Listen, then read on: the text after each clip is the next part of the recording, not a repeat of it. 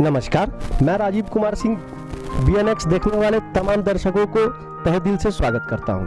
अभी मैं दरभंगा जिला के त्रिशो पश्चिमी पंचायत के अंदर खड़ा हूं और मैं आपको लेके चलता हूं शोएब अहमद खान के घर के बाहर मैं खड़ा हूं, मैं सर के अंदर लेके चलता हूं। और इस बार विधानसभा चुनाव में जैसा कि विधानसभा संख्या 83 अर्थात दरभंगा से शोएब सर भी चुनावी मैदान में खड़े हैं, तो उनसे हम मिलेंगे और उनसे जानेंगे क्या एजेंडा है उनका और किन विषय को लेके वो मैदान में जा रहे हैं, आखिर चुनाव लड़ने के पीछे उनका उद्देश्य क्या है। आइए हम आपको लेके चलते हैं और सर से मिलवाते हैं।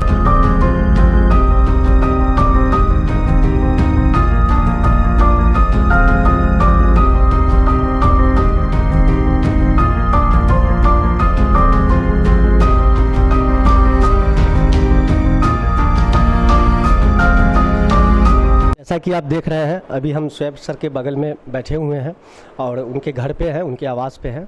और सर से हम जानना चाहेंगे कि जैसा कि विधानसभा संख्या 83 से वो इस बार उम्मीदवार के रूप में लड़ रहे हैं, तो सबसे पहले हम अपने दर्शकों की तरफ से ये सर से पूछना चाहेंगे कि सर ये पब्लिक एसोसिएशन क्या है, जरा हमारे दर्शकों को आप ये पहले समझाएं। देखिए, पब्लिक स्कूल एसोसिएशन है। जब संस्थान कहीं भी बहुत ज़्यादा होते हैं तो उसको छत्रछाया में रहने की ज़रूरत होती है। तो इसी तरह से बहुत से ऐसे संस्थान हैं जो चल रहे हैं। कोचिंग संस्थान है, उसका भी एसोसिएशन है। पब्लिक स्कूल एसोसिएशन है, उसका भी एसोसिएशन होता है। पुलिस कर्मी हैं, उनका भी एसोसिएशन होता है।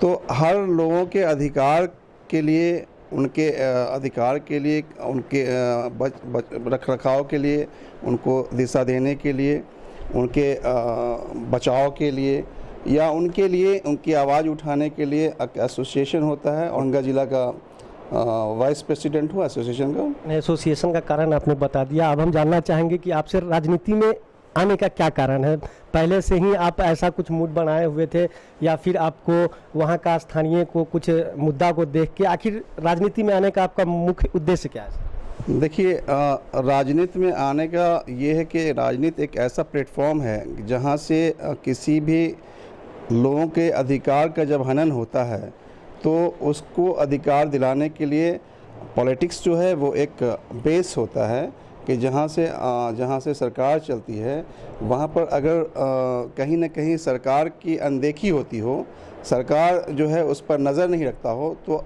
हम अपनी आवाज़ उठाने के लिए एक राजनीति का सहारा लेना ज़रूरी होता है। इसलिए ये राजनीति करना एक मजबूरी हो गया होता है। मुद्दा क्या है, किन मुद्दा पे आप आवाज़ उठाना चाहेंगे, जरा हमारे दर्शकों को? मुद्दा ये है कि सबसे पहले जो शिक्षा व्यवस्था है यहाँ का, आप देखते आ रहे हैं कि जो जिस तरह से शिक्षा का स्तर धीरे धीरे गिरता जा रहा है, चाहे वो सरकारी स्कूल का मामला हो या प्राइवेट स्कूल का मामला हो, तो कहीं ना कहीं जो शिक्षा जो के माध्यम से आप अगर आज मीडिया कर्मी हैं तो कहीं ना कहीं आपके भी कोई गुरु होंगे, आपको भी ये जर्नलिज्म का कहीं ना कहीं कुछ एग्ज़ाम दिया होगा, पास किए होंगे, आपको इसका इन्फॉर्मेशन होगा, तो वो भी आपके गुरु हैं। तो बगैर गुरु के ज्ञान मिलता भी नहीं है। और जब हम अंधकार में होते हैं तो गुरु ही प्रकाश में हम लोगों को प्रकाश देते हैं और गुरु ही आगे की ओर ले जाते हैं। चाहे कोई भी हो, हमारे बड़े से बड़े जजेस हों या कोई मिनिस्टर्स हैं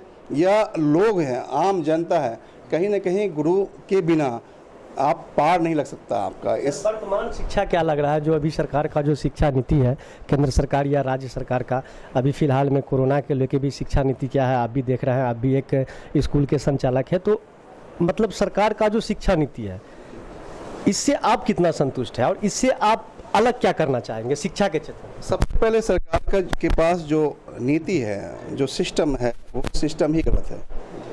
हम टीचर्स को बहाल करते हैं उनको बच्चों को पढ़ाने के लिए, उन्हें संस्कार देने के लिए, उन्हें एक राह दिखाने के लिए, लेकिन टीचर्स को क्या कर दिया जाता है गवर्नमेंट के अंदर में कि उन्हें खिचड़ी बनवाइए, मार्केट से चावल लेकर के आइए, पोशाक सिलवा करके, साइकिल खरीदवा करके दीजिए, लिस्टिंग कीजिए, जनगणना से लेकर के आपका परिचय पत्र, प्रमाण पत्र नहीं है वो बनाने के लिए, यानी किसी भी तरह का सरकारी काम हो उसके लिए कोई एक विभाग का गठन होना चाहिए कि जो एक्स्ट्रा वर्क है वो एक्स्ट्रा वर्क उनको दिया जाना चाहिए था।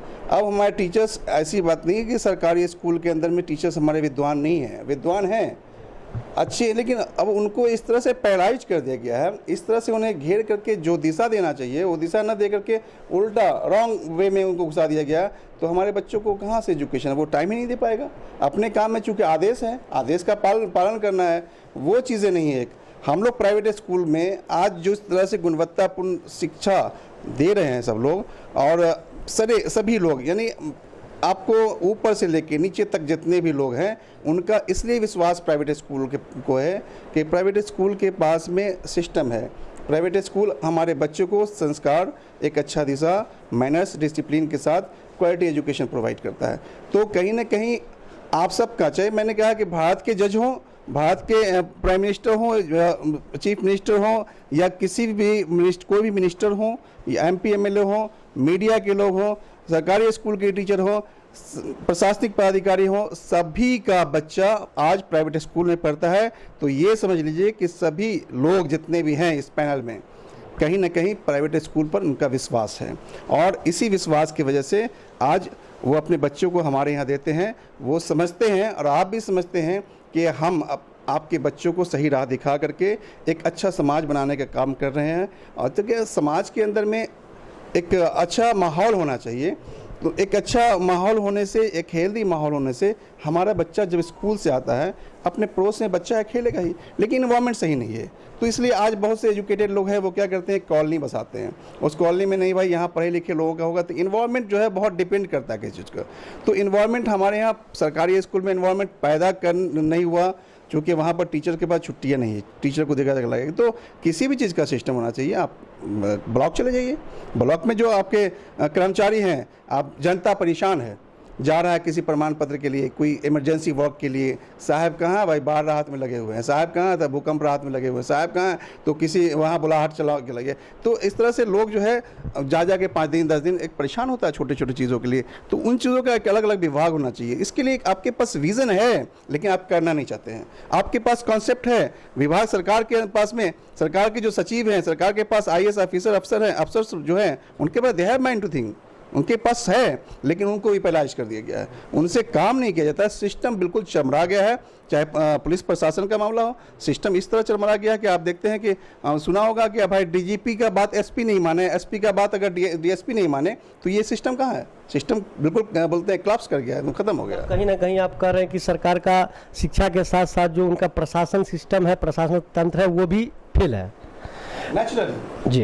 बिल्कुल। तो अभी सर आप कैसे, आप ये कोरोना काल है, ऐसे में आपका चुनाव लड़ रहे हैं, तो कैसे आप जनता के बीच कैसे पहुंचेंगे, लोगों को कैसे संवाद करेंगे इन विषय पे? देखिए, जनता के बीच जो गवर्नमेंट का भी आदेश है, हम लोग ज़्यादा डिजिटल वर्क करेंगे।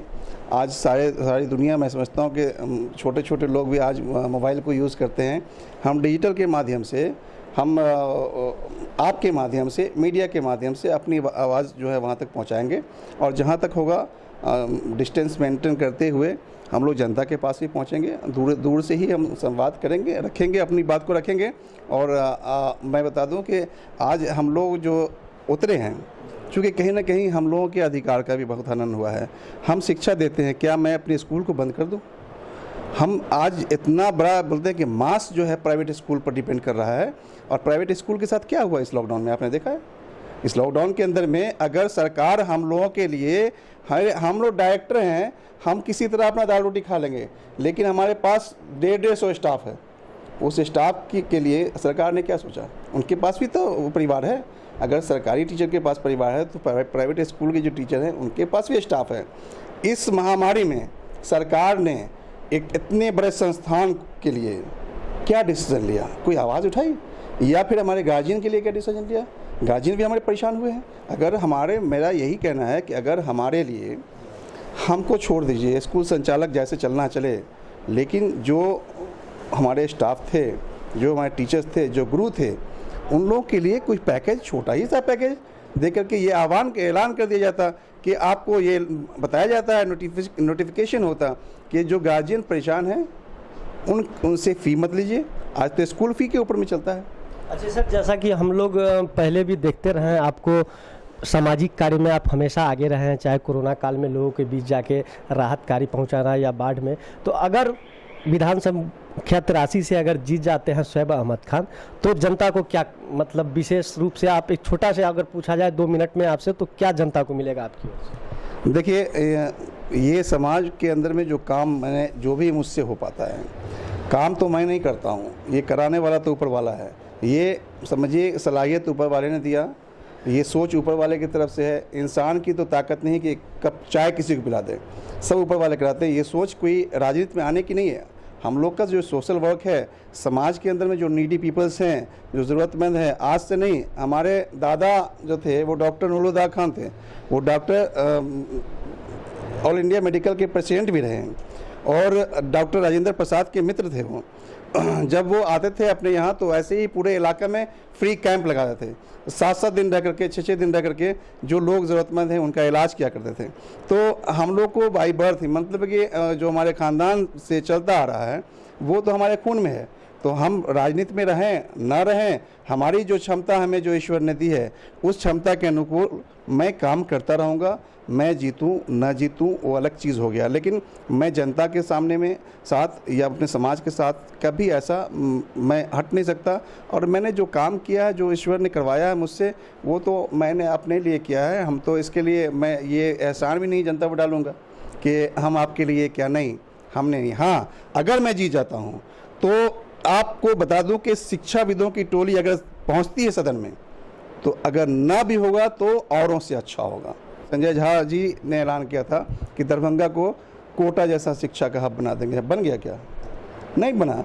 तो हमारे ये सिर्फ जुमला नहीं होना चाहिए, हम लोग जुमला वाला काम नहीं करेंगे, क्योंकि हमें यही रहना है, दरभंगा ही में रहना है। और दूसरी बात कि ऊपर वाले का बहुत करम है कि बहुत इज्जत है हमारे जो भी है। एक शिक्षण संस्थान जो चलाने वाले हैं, जो गुरु होते हैं, आज भी सबकी नज़र में उनका इज्जत। मैं आज भी सर हूँ, ऐसी बात नहीं है कि एमएलए बन जाने के बाद ही लोग मुझे ये। लेकिन सर, राजनीति और शिक्षा कहीं ना कहीं आज के समय में 2 अलग अलग चीज़ है। राजनीति को लोग शिक्षा से थोड़ा ये समझ रहे हैं कि राजनीति जो है वो किसी प्रकार के एक साफ़ सुथरा नहीं है, शिक्षा का जो छवि है वो साफ़ सुथरा है। तो ऐसे में क्या लगता है कि आप शिक्षा के क्षेत्र से हैं, आप एक राजनीतिक कार्य मतलब चुनाव में जा रहे हैं, तो इसका भी क्या असर जनता पे देखने को? देखिए, इसमें राजनीति में जो गंदगी है वो शिक्षाविदों के द्वारा ये गंदगी को साफ़ किया जाएगा। सबसे बड़ा चीज़ है कि हम एक समाज में रहते हैं, और अगर समाज हमारा साफ़ सुथरा नहीं है, समाज के अंदर में गंदगी फैलाई गई है, तो हम जी कर क्या करेंगे? आप करोड़ों का बिल्डिंग बना लीजिए, पैसे खर्च कर लीजिए, लेकिन समाज अगर आपका दूषित है तो सबसे पहले आपको वहाँ पर रिगार्ड नहीं मिलेगा। जब रिगार्ड नहीं मिलेगा तो एक दूसरे का कोई रिगार्ड नहीं करेगा तो क्या रह गया? आपको कुछ नहीं रह गया। पैसा तो बहुत लोगों के पास में है। तो हम लोगों का राजनीति में आने का मकसद ये है कि हम आ करके जो राजनीति में गंदगी है, जो आप देख लीजिए कि डिसीज़न होता है लोकतंत्र में आपको ये अधिकार है कि आप अपने जो आपका कैंडिडेट होना चाहिए, आपका जो नेतृत्व करने वाला हो, वो आपको चुनने का अधिकार है। उसे आप अपने स्वेच्छा से अब उसको भली भांति पहले उनको देखते हैं, क्योंकि समाज में हर लोग समाज का है। कौन जो भी प्रत्याशी हैं सब एक दूसरे को जानता है, पब्लिक भी जानती है। तो कौन कैसा है, इसके लिए कांग्रेस के ज़माने में ऑब्जर्वर आया करते थे और महीना दिन ऑब्जर्वर बैठते थे और लोगों से इन चीज़ों का इन्फॉर्मेशन लेते थे कि 4 कैंडिडेट है तो इसमें कौन सा कैंडिडेट बेहतर है। तो कम से कम जनता का जो बोलते हैं कि उनका अधिकार है, वो हनन वो नहीं कर रहा था। वहाँ पर होता था कि चुन करके ऑब्जर्वर रिपोर्ट करते थे, उसी हिसाब से उनको टिकट दे करके भेजा जाता था। आज क्या हो रहा है? आज के राजनीति में क्या हो रहा है कि आका बैठे हुए हैं, आपका मन है और लोगों का मन है कि हमारे सामने साहब बैठे हुए, इनको वोट मिलना चाहिए। लेकिन होता क्या है कि जनता तुम गुलाम हो, तुम बंधुआ मजदूर हो, तुम्हें चुनने का राइट नहीं है। ये लोकतंत्र नहीं है, ख़त्म हो गया। चुनने का राइट नहीं है। हम चुन करके जैसे भी लोगों को भेज दें, आदमी भेजें, जानवर भेजें, कुत्ता भेजें, जो भी भेज दें हम तुमको माला पहना देना है, बस ये इट्स योर वर्क। और ये माला पहना करके तुम्हें भेज देना है, और तुम गलत हो, हम गलत लोगों को ही भेजेंगे ताकि तुम्हारी मंशा वही है, तुम्हारी सोच वही है, यही तुम्हारा जो है आका होगा आप। और हमको जो 5 करोड़ देगा, 6 करोड़ देगा, हम पूरे विधानसभा की जनता को भेज देंगे। पहले पार्टी बेचती है, उसके बाद कैंडिडेट खरीदता है। ये है। महिला सुरक्षा पे अब हम आपसे बात करना चाहेंगे आगे पॉइंट। महिला सुरक्षा पे आप क्या सोच रखते हैं? जिस तरह देश में देख रहे हैं अभी भी बहुत सारे कांड सामने आए हैं जो कि अपने आप में शर्मसार करने वाला सुन के खराब लगता है, उसको शायद कहा भी नहीं जा सकता, जिस कान का कुछ उसके बारे में कुछ चर्चा भी नहीं किया जा सकता है। तो महिला सुरक्षा को लेके आप क्या सोच रखते हैं, या फिर महिला सुरक्षा को लेके आप क्या बदलाव करना चाहेंगे? देखिए, सुरक्षा भी होता है शिक्षा से। आज हम सबसे पहले कि जहाँ पर हम एक समाज हैं, हमारा ये देश है, तो सुरक्षा कैसे होगा, ये कोई ज़रूरी नहीं है कि अगर आपकी नीयत किसी का बलात्कार करने का यहाँ पर हो तो यहाँ पुलिस तो है नहीं। आपकी नीयत अगर गंदी है तो आप कुछ भी कर दें, पुलिस अब यहाँ पर क्या कर सकता है? हर जगह मौजूद नहीं रहता है। तो लेकिन जब इंसान को ये पता चल जाएगा कि ईश्वर हर जगह मौजूद है और बलात्कार सामाजिक बुराई है, इसका सज़ा ईश्वर मरने के बाद भी देंगे, तो नैतिकता की पाठ अगर हम समाज को देते हैं तो नैतिकता की पाठ जब पढ़ाई जाएगी तो उन्हें अच्छे बुरे की कदर होगी, वो समझेगा कि नहीं भाई ये गलत चीज़ें हैं। तो यहाँ से उनको नैतिकता की पाठ दी नहीं गई। आज नैतिकता की पाठ बड़े बड़े ऑफिसर को भी ज़रूरत है, क्योंकि आज वो नैतिकता की पाठ नहीं देने की वजह से आज देखते हैं CBI का मामला हो लटका हुआ है, आपको केसेस का मामला हुआ लटका हुआ है, लोग परेशान हैं, डिसीजन नहीं कर पाते हैं, लोगों के अंदर ईमानदारी नहीं है, लोग कहीं ना कहीं डरे हुए हैं, दबे हुए हैं। ये जो बड़े बड़े आका हैं उनके वजह से आज ये ब्यूरोक्रेट की सरकार है, दबे हुए हैं लोग, दब करके ईमानदार आदमी भी काम नहीं कर पा रहा है। तो ये कब तक चलेगा? ये कब तक, इसका समय कब आएगा बदलाव का? हम पूछना चाहते हैं जनता से अपने कि ये बदलाव का समय कब आएगा? कब तक चुप रहोगे? कब तक अपने बाल बच्चों के साथ में अन्याय करते रहोगे? कब तक बेटियों का बलात्कार होता रहेगा? बेटी बचाओ का नारा देने से नहीं होगा। बेटी कहीं बेस से आप किसी चीज़ का सबसे पहले बेस ही खत्म कर दिया आपने, कि समाज को तोड़ दिया, शिक्षा को तोड़ दिया, नैतिकता की पाठ नहीं दी पढ़ाई, और लोगों को एक ऐसा डिवाइड कर दिया कि जिस तरह से आप देख रहे हैं कि अंग्रेज ने जो डिवाइड एंड रूल किया था, आप डिवाइड एंड रूल का मामला कर दिया। एक इंसान, एक समाज दूसरे समाज का दुश्मन हो गया, एक भाई दूसरे भाई का दुश्मन हो गया। इस्लाम के अंदर में क्या है? इस्लाम में आप जाके देखिए, सऊदी अरब के अंदर में क्यों पर्दा दिखाया था कि तुम अपनी आंखों की हिफाजत करो, अपनी आंखों से गलत चीज़ मत देखो, गलत को मत देखो, तुम्हारी नीयत अच्छी होनी चाहिए। तो ये चीज़ें जब पाठ पढ़ाइएगा तब ना, तो यहाँ तो गुरु का मामला है, और हम गुरु इसलिए आए हैं कि हम पाठ पढ़ाने के लिए आए हैं, हम समाज को एजुकेट करने के लिए आए हैं। आज चाहते, सरकार तो ये चाहती है कि राजनीति है कि समाज अगर अनपढ़ रहेगा तो हमारा रोटी सिकता रहेगा। अनपढ़ पर ही राजनीति किया जाता है, पढ़े लिखे लोगों पर आप राजनीति नहीं कर सकते हैं, पढ़े लिखे को आप बहुत जल्दी डाइवर्ट नहीं कर सकते हैं। ठीक है, अगर कोई विश्वास करता है तो अपने आप के जुमलों से अगर डाइवर्ट हो जाता है तो बहुत दिनों तक डाइवर्ट नहीं होगा। आज आपने कर दिया है, कल वो, मैं आपको बता दूँ, कल ये काट की हड्डियाँ जो है बहुत दिनों तक नहीं चलती है, कल उसका दिमाग घूमेगा। जिस दिन पढ़ा लिखा एक प्लेटफॉर्म पर आ गया उस दिन सब कुछ सफाया हो जाएगा। तो बस ये है कि वक्त आ गया और हम लोगों ने बिगुल फूंक दिया है कि हम सारे शिक्षितों को, सारे शिक्षाविदों को, सारे शिक्षकों को, हम एक सारे बुद्धिजीवी को, मैं चाहता हूं कि एक प्लेटफॉर्म पर आकर के अपने समाज का कल्याण करें, अपने एक बोलते हैं कि एक अच्छा वातावरण पैदा करें इस देश के अंदर में। अगर नहीं होगा तो इसी तरह गंदगी चलती रहेगी, लोग आएंगे। चूँकि हम एसोसिएशन के लोगों ने वाजिब अधिकार पार्टी, चूँकि वाजिब अधिकार पार्टी का मकसद ही यही है कि लोगों को वाजिब अधिकार मिले, चाहे वो हमारी महिलाएं हों, हमारी बहनें हों, हमारी माँ हो, हमारे भाई हों, हमारे युवा हों, हमारे जो शिक्षक हों, जो हमारे स्टूडेंट हैं उनको, चाहे किसी भी मीडिया कर्मी हैं उनको, सारे को अधिकार मिले। थे हमारे साथ शोएब अहमद खान सर, और इन्होंने बताया कि किस प्रकार चाहे आप किसी भी क्षेत्र में, चाहे वो राजनीति हो, महिला सुरक्षा हो, सबसे ज़्यादा ज़रूरी है शिक्षा। और मेन जो इनका फोकस है, क्योंकि पहले भी शिक्षा से ये जुड़े रहे हैं, सामाजिक कार्यों से जुड़े रहे हैं, लेकिन इनका जो निचोड़ निकला है अर्थात शिक्षा के ऊपर ही फोकस करके विधानसभा संख्या 83 दरभंगा विधानसभा से इस बार खड़े हैं।